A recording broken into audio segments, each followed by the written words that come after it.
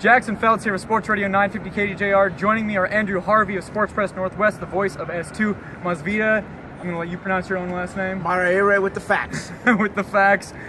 We are here on the field at CenturyLink Field in Seattle after an unbelievable comeback by the Seattle Sounders. 3-3 the final between Seattle and the New England Revolution tonight. Guys, let's just start out with this comeback. Andrew, I'll throw it to you. How did Seattle pull off scoring 3 goals in 13 minutes to get a point? You got to give some credit to Brian Schmetzer. They were down, they were in a 3-0 hole, and he decided to make tactical changes. Some interesting ones, especially Henry Wingo in for Jordy Delem, which he said enabled more activity up the right wing because Wingo has the skill set to take guys on one-on-one. It did open up the game, and throw in the dramatic move of Torres up top as a secondary striker, and they managed to punch in 3. And Maz, the addition of Torres, Spencer talked about how Roman Torres actually told him today that he was a forward when he was a kid. He said the same thing after the MLS Cup, too. I mean, we see Roman Torres come up top there.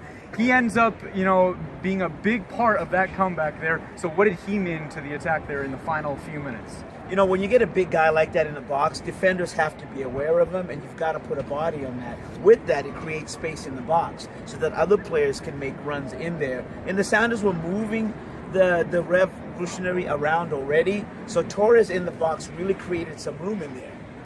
And you guys, I mean, you look at these stats here. There's 74.4 possession, 89.2 passing accuracy, 742 passes, 26 total shots. I mean, Andrew, these statistics are mind-boggling for a team that only comes out with 1 point. And, well, that's the old adage goes, the only statistic that matters is the scoreline, and they looked very pretty on offense. I will give them that. They completely bossed possession, but they still let in 3 atrocious goals on their own end, getting caught on the counter. Maz, any worry the fact that this team goes to LA, they win 3-0, then they come back here and give up 3 goals, and the momentum that it looked like this team had coming home after a long road trip, it looked like it was gone. Any worry there, despite the fact that they did come back to get a draw here? Glass full, glass half empty. That's exactly what it is. I think they scored the 3 goals, shows, they're a potent offense.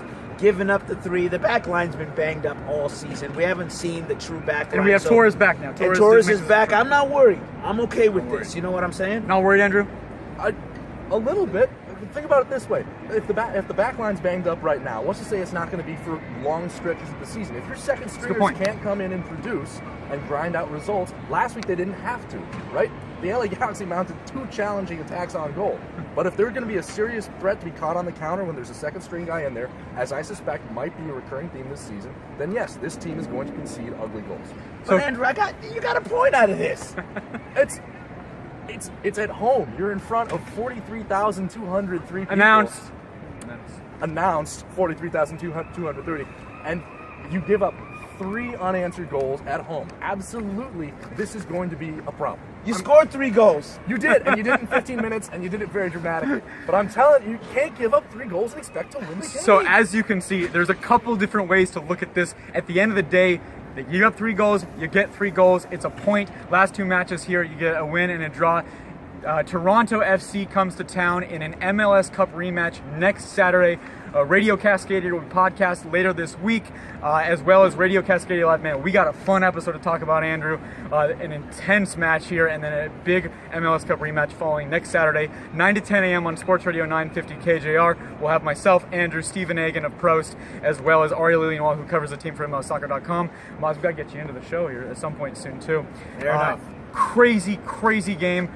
Read the story below, watch the highlights. It was one of the greatest comebacks you'll see in Sounders history. Thanks for watching.